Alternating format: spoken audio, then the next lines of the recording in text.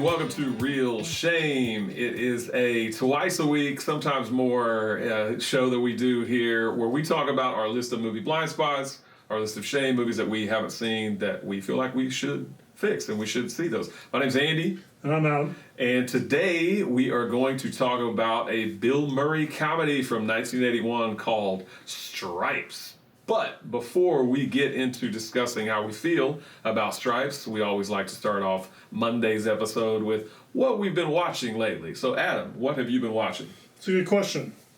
So, with Kirby, she wanted to put on a movie that I've seen, but it's been a while, and it was The Bodyguard. Oh. With Kevin Costner. It's actually not bad. I mean, I haven't seen the movie since it came out, because I think it came out in the 90s, right? Me neither. I haven't seen it since then. And, you know, obviously there's some parts of it, some tropes of it that kind of are very 90s of it. But overall, it was an enjoyable movie. It was a good way to kind of spend the afternoon. Like Kevin Costner's Caesar haircut or whatever he's got. It's super short cropped. And then, you know, Whitney Houston does an admirable job. There's a couple parts where he's like, kicks these people. There's this one guy that they're kind of... the movie's building up is going to be the bad guy, spoiler alert. And there's a scene where she's like performing in a hall and Kevin Costner walks up and just like gives him the 300 Spartan kick to the sternum, which pretty... I don't think it's supposed to be hilarious, but it was hilarious to both of us. Is he her bodyguard because of Osama bin Laden? I don't know. Google it. If you don't know what I'm talking about, Google it. Okay. So we watched that. In addition to that, we watched Mad Max Fury Road. Okay. Wait, you've seen that? I have seen that. It was just one of those movies that we just wanted to put on. Kirby wanted to just see again. It's a movie we both saw. I'm not as big of a fan of it as everyone else is. The movie is spectacular looking. The effects that are all done... You know, there's special effects, obviously, but the pyrotechnics and the special effects and all the stuff that's done in camera that George Miller does is fantastic. The movie's gorgeous. But since there's really not a big plot in Mad Max, it kind of just leaves me wanting. And I kind of find myself I get bored watching it, even though all this spectacular stuff's happening on screen, because I don't really care for, you know, Max, played by Bane himself. Tom Hardy. Tom Hardy. Tom Hardy. And Charlize Theron, you know, Furiosa or whatever. She does a good job, but there's not a lot there to her thing. It's a very loose, like, scribbles of a story.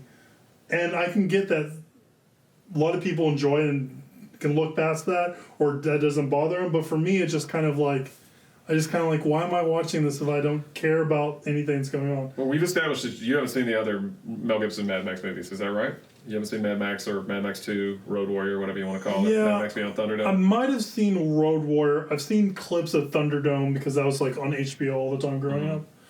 I remember when I was working at Blockbuster, I think I rented the Road Warrior, but I don't remember if I've seen it or not. I'd have to... I was going to say, Road Warrior is a lot like that. I mean, it's just a road movie. They're most of the time they're chasing each other around on the roads, kind of like Fury Road. I wouldn't say Thunderdome is like that at all. Thunderdome was more kind of maybe in one place. In Thunderdome, honestly. Yeah. And Mad Max is not necessarily like that. But I'm not like the biggest, hugest fan of Mad Max Fury Road. I think I like it better than you do. And actually, I liked it better the second time I saw it more than the first time that I saw it. But I really love all the stunts and everything. Yes, and Mad Max and Road Warrior especially, they also have really great stunt work going on in those movies. They're very exciting, I feel like. Mad Max Beyond Thunderdome stuff. It's like the Tron legacy of movies where it's like a visual feast, but like I don't think it should have got a Best Picture nom. Yeah, I was surprised that it did, honestly. Not because, again, that I dislike it. It's just typically movies like that don't get that sort of thing. I mean, I just don't... Like I said, it's just the bare minimum of a story to have these spectacular things. And the spectacular things are spectacular, and they're fun to watch. Yeah. But honestly, I'd like to see this boiled down to like a 30-minute short and see all that kind of craziness and not see it spun out for like 2 hours. Does Kirby like it better than you? Yeah, of course. Yeah. Okay. Of course. Yeah, I think she does. I was just wondering. So that's kind of the two big things I've been watching. What have you been watching?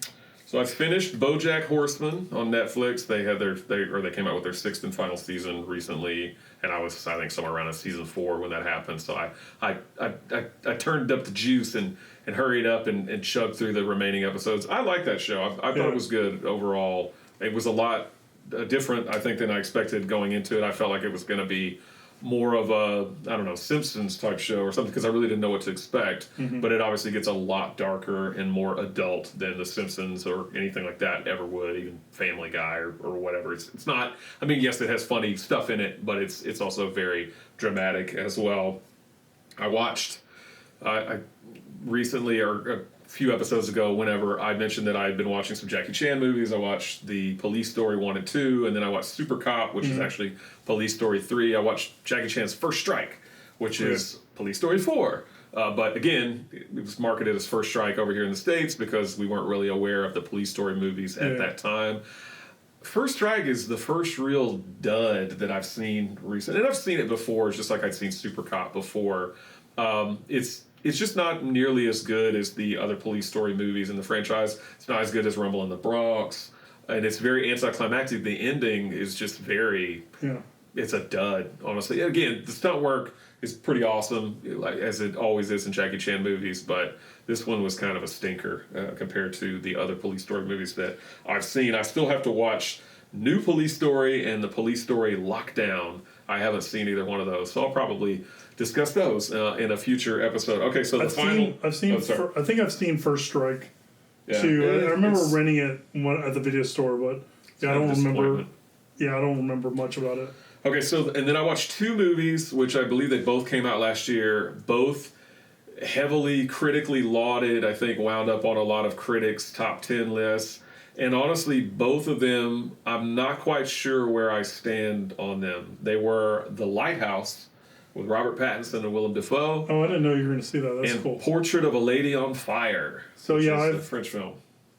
Yeah, those movies I've heard so much good things about, but I haven't had the opportunity to see them. As have I, and I will say, I think Portrait of a Lady on Fire. I think I'm pretty set on the fact that I did like it. Lighthouse, I was so bewildered. I mean, it's visually interesting. You know, they shot it. It's not widescreen or whatever. It's got the boxy kind of square format. It's in black and white. It's got powerhouse performances from Robert Pattinson and Willem Dafoe, who are effectively the only people in the movie, so they have to carry it. Yeah. And they're both great, but it's just bizarre. I mean, and I think you probably know that based on what you've heard. I mean, it's a challenging movie to watch. So I feel like I didn't hate it, I'll say that, but I feel like I need to see it again to kind of digest, because it's weird. I mean, it's out there. So it's been described as a horror movie. Honestly, oh, really? I don't know that I would describe it as such, but I could see how somebody would describe it. The same guy that made The Witch, whatever his name is. Yeah, and again, The Witch was very well received by the critics.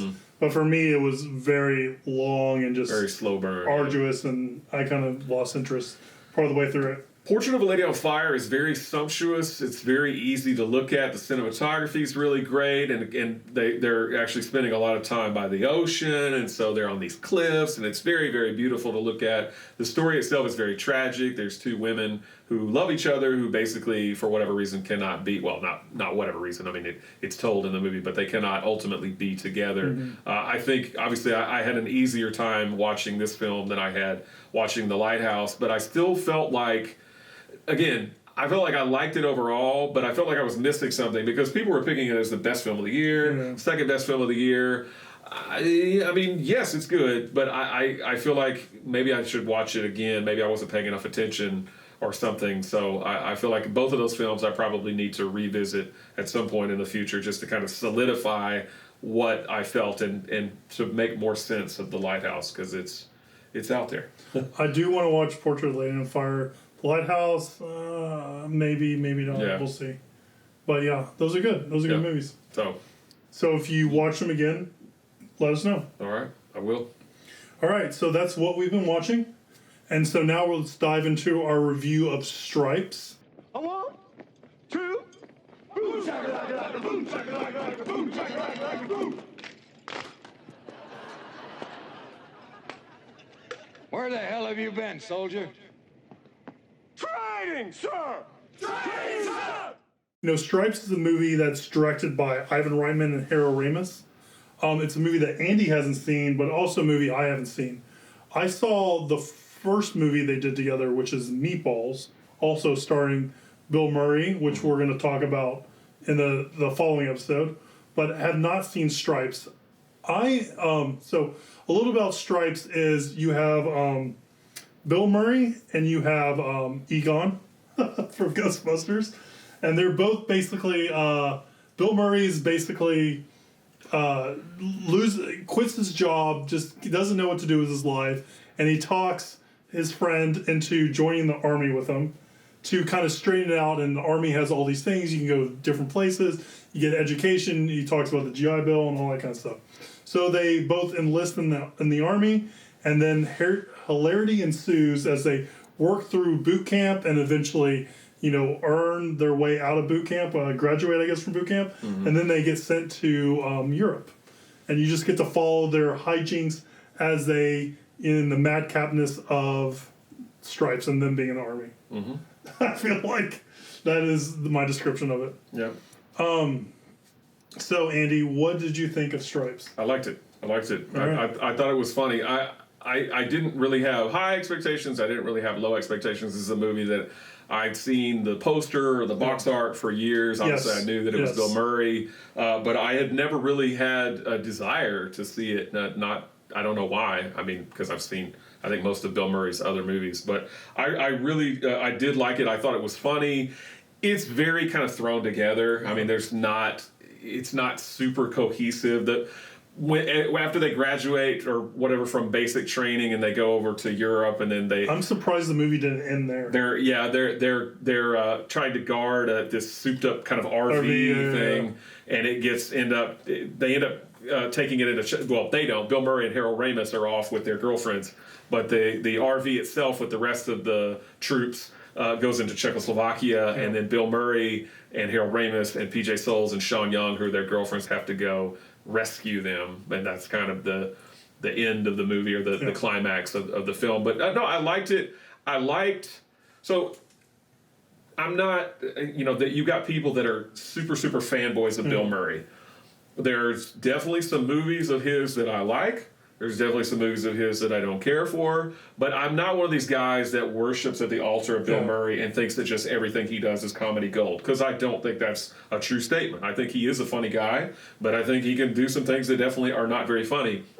I feel like he and Harold Ramis, they looked like they had a blast, I felt like, making this movie, because they both kind of seemed to be winking at the audience, kind of giggling about like, we're making this movie, we're doing this thing, and I enjoyed their camaraderie that they had in the movie. Then you've got other characters in the movie who I like John Candy. It's always nice to see him. He, his life was cut pretty short. In the 90s, he passed away, so it's always nice to see him. I feel like in anything. I like John Candy. Some of the other, so they were from like the SCTV alumni, maybe just a bit, because John Candy was SCTV, and SCTV refers to Second City Television Toronto. It's not Second City Chicago, although Bill Murray, I think, started briefly with Second City Chicago. But the SCTV alumni that they're in this movie are John Candy. Dave Thomas is in the movie. Really quickly, he's the MC at the mud wrestling thing. Founder? No, not that Dave Thomas. And then Joe Flaherty plays one of the border guards at Czechoslovakia. But even though this movie's kind of loosely constructed, doesn't have a super strong story, there was enough in it that made me laugh. I was entertained by it. I thought it moved pretty well. PJ Soles.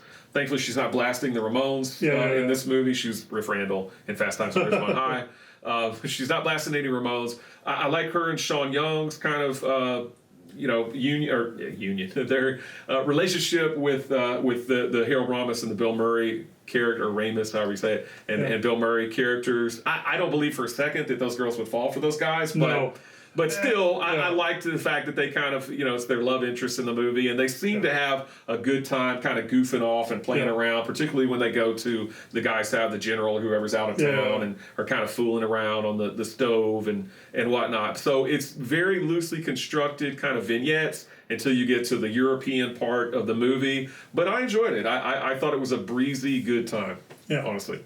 So I was nervous watching this movie because I'm not the biggest Bill Murray fan. I don't find his humor funny a lot of the times. I think to me he comes off very mean-spirited in his humor. I can see that. Like he comes off as a very mean person. I don't know if he's mean in real life, but like the characters he plays, the way his humor is, it always seems to be at the expense of someone else. It always seems like it's putting someone else down. And so I just don't find him that funny. Yeah. So I was really, and I've seen Meatballs before, and Meatballs was just, not to spoil it, but Meatballs was a very tough movie for me to get through. So I was really nervous about what I was going to think about Stripes, but I actually liked it too. I thought it was a pretty fun movie. I don't think it relies a lot on Bill Murray, and I think it's to its benefit. Yeah, I think he's kind of. Since he kind of plays second fiddle not second fiddle, but since he kind of shares a starring role with this cast of characters, I do think it kind of softens how much Bill Murray you get. It's kind of like me and Will Ferrell. Like I sometimes I can get just too much of Will Ferrell in a movie and just it's to the detriment of the movie. Yeah. But whenever he's kind of played back and he's more of a secondary character, it's more interesting. Felt the same way about Stripes, so I also enjoyed it. I think the movie would have been great if it was just them getting through boot camp. Like I don't think the extra 30 minutes with them in Europe kind of added anything. There wasn't much there wasn't much comedy with it, I felt like, and I just felt like it could have just ended there and it would have been a good movie, but you know what I mean? It just felt extra. It didn't feel like it brought anything to the table to me. Yeah, I could see. I could see that. Obviously, I enjoyed the part where they go to Czechoslovakia and just the RV with all the missiles and the gadgets and things that they had on it. I also like some of the other casts we didn't mention. Warren Oates is in it. He's there. He plays Sergeant Holka. And I like him. He's in Sam Peckinpah's Wild Bunch, and he was in I think he's in the second Magnificent Seven sequel that we talked about in that episode. But he's the straight man, but I like when he's riding on top of the van and he's like, "I'm getting too old for this shit," just like silly lines like that. I chuckled at. I thought it was pretty funny. But yeah, I don't know that it necessarily adds a lot to the movie as well, but it's in there. I will say, since you talked about the drill sergeant being the straight man, I do think John Larroquette's character, is it John? It's John Larroquette. Yeah. I think him being goofy and being an imbecile also is kind of a detriment to this movie. Because to me, it's more interesting when you have a bunch of straight men and everyone's playing this for serious, and you have these people in the military that are knowledgeable and should be in the position that they are, and because they're good, and then you have this goofy bunch of people that are just kind of madcapping and acting like idiots. Mm-hmm. Like that contrast makes it really interesting.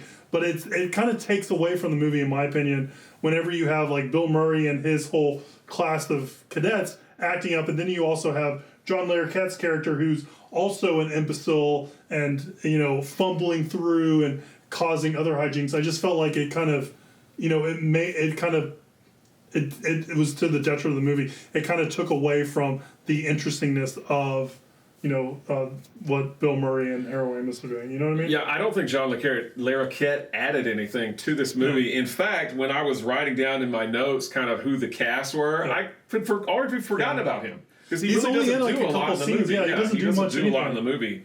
He's the guy, I guess he's the villain because at the end he gets relegated to Alaska or to a weather station in Alaska or something like that. Yeah. But all they needed was Warren Oates to be the villain, if you want to call him that. That's all they needed. And exactly. It just felt like it was two ideas put together. Like, let's have this goofy bunch of cadets go through things, but let's also have this imbecile of because he's like a major or something like that. He's like a commanding officer Captain of his Stillman. base. I had to write that down Captain. because I couldn't remember. I couldn't remember what their ranks were. He's like a commanding officer of this base, and he's doing buffoonery. He's like oogling girls across the base through his window, and he's getting caught doing that, and he's having mortars fire at the wrong place. Like those things would have been more interesting if they were put into the group of cadets that we're watching. I think, in my opinion. Yeah. And I'm 100% with you with Sean Young and PJ Smoles. PJ Souls. Yeah, They fall in love with Bill Murray and Harold Ramis way too fast. Yeah, well, it's like a love at it first. It makes no sense. Yeah, I didn't care at all. And they're like comedy. super lax. And they're MP duties and all that kind of stuff. But they're again, the that's worst played military for police for women. For sure. Ever. And also Judge Reinhold is in this. Yes. Judge Reinhold's in this movie, although he doesn't have a lot to do, as I recall. I don't really remember him. I more remember like John Candy, because he does the mud wrestling with the girls, and he does his little Curly impersonation, and but yeah, Judge Reinhold's in it. I like the guy also that, I didn't write his name down, but he plays Francis Psycho Sawyer. He'll kill you if you call him Francis. and Sergeant Hulk is just like, lighten up, Francis. I like that character. But yeah, Judge Reinhold, John Larroquette. I guess that's it. Everybody else in the movie, I was kind of like, who's that? Apparently, Bill Paxton's in it for half a second. Yeah. I didn't see him though. And then who was it? Bill Paxton, because he was dating. Because I was reading that Dennis Quaid was married to PJ Souls. Apparently, so he's an extra. I didn't see him either. The only other person that I saw that I was like, I know that guy is. Timothy Busfield is in the movie, and he's not a household name, but he was in the TV show 30-something. That's probably his most well-known roles. But he is the guy that actually drops the mortar in that bombs where Sergeant Hulk is standing. Gotcha. And why he gets it. Because he's like, no, we need to know where the mortar's going. And of course, John Larroquette is bumbling around like, no, you just need to fire it or whatever. Yeah, so it's really goofy. One thing I wanted to call out too was like Harold Ramis. When he was driving the van, like he was just like, oh, I don't want to kill people. Like I didn't join the army to get killed or to kill people. And all of a sudden, like when he gets on that machine gun or whenever he starts firing those guns, he's doing an awful lot of kills. Yeah. Like he's like blowing up towers and all this kind of stuff, and he's like giddy with it. So I don't. Well, it was just very. It doesn't actually ever show anybody die. Right? Yeah, but I mean, it's a comedy. Yeah, presumably you're not going to survive that. Yeah, people are maimed very hard for someone that. He's not killing; he's just crippling them for life. Yeah, he's maiming them beyond repair. I'm trying to remember all the interesting things. I did like Bill Murray pulling over on the freeway and walking. I was going to mention that. Yeah, that first part. So he's a cab driver who decides he can't take it anymore. I love the old lady that he picks up because I love the line, and I wrote it down here. He says something to her, and she says, "Oh, if that's humor, don't bother. Like you're not funny." Like I was like, "Wow, she's really setting the tone for this movie." But I love the fact that all these guys join the army, and they're all clearly in their 30s. Yeah. Like I was actually looking up. I know, obviously they're playing characters. Yeah. Harold Ramis himself was 36 when this was made. Bill Murray was only about 30 when this was made, but still, they were all 30 or over and they're all joining the army. Yes. So that's. But again, they're not spring chicken. It's funny. I mean, it's obviously they obviously don't look young, so I think that's kind of adds to it. It's like, you got these 30-year-old guys that all decide to join the army, and everyone got the head shaved except for Bill Murray and Harold Ramis. Yeah, I was wondering if they were going to get their head shaved. Which I wish they kind of just did it, bought into, and got their head shaved. Yeah. Yeah, it was good. It's not my favorite like army comedy. I guess like that would probably be like In the Army Now with Pauly Shore. Oh. I mean, I haven't seen it since the 90s, but I remember liking that a whole bunch. And it's the same kind of gist, right? Yeah. Where you have like somebody that doesn't belong in the military is joining the military, and is going to cause all kinds of problems, right? Yeah. But yeah, I was pleasantly surprised by this movie, given, what I've experienced with the actors before and, Meatballs prior, so... surprised. It's not going to go down in history as one of my favorite comedies, but I had a good time watching it. I will say I laughed enough. I laughed a heck of a lot more than Meatballs, which we'll talk about in the next episode. And that cover art of Bill Murray doing the thing is like, everywhere. That's so ubiquitous. It's so interesting how that is just like everywhere. Yeah. Well, all right. Anything you'd like to add on to Stripes? The only thing I was going to mention, you mentioned Ivan Reitman directed this film. He also directed Meatballs, which is going to be the next episode, kind of the movie. Directed Ghostbusters. Yeah, Ghostbusters, and 3 movies with Arnold Schwarzenegger. He did Junior. He did Twins. He did Kindergarten Cop. But I read this and I did not know this, but apparently he came up with the idea for Stripes on his way to the premiere of Meatballs. And he originally envisioned it as a vehicle for Cheech and Chong to do. And, yeah, instead of Harold Ramis and Bill Murray, you would have Cheech and Chong. But Cheech and Chong wanted, I guess, too much control, and he wanted to still be involved. So they ultimately decided to do it with Bill Murray and with Harold Ramis. The score was by Elmer Bernstein. We've heard his name a few times recently. And then apparently there is and I think there's an IMDb credit for it. But I was kind of looking up, I was Googling some information and couldn't find a whole lot, so I think it's kind of in limbo. But apparently they're wanting to do a Stripes TV series. And again, there is a sort of an in-progress IMDb credit for it. I don't know if it's actually going to come to fruition, but it's an in-process kind of thing. But who knows? The link that I read, the story was from like 2017. So I don't know if that's actually going to happen. Yeah, that doesn't seem interesting to me.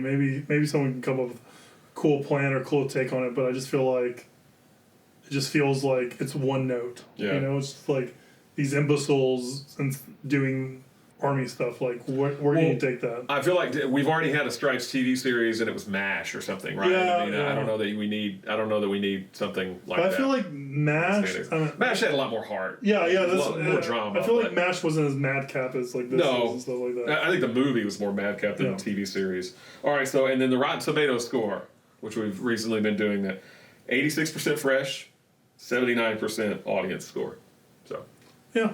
I'd say that's. Yeah, I'd probably give it like a D. If I was gonna rank it. Yikes! I'd probably give it like a B minus. Oh yeah. I liked it enough to give it that high. No. Well, that was our review on Stripes. We're gonna follow that up with another review, and that's gonna be another Ivan Reitman, Harold Ramis movie starring Bill Murray. And it's not Ghostbusters; it is Meatballs. Their first foray together. If you have a question you'd like us to answer, shoot us an email at Real Shame. We answer those in the following episode. Follow us on Instagram at Real Shame.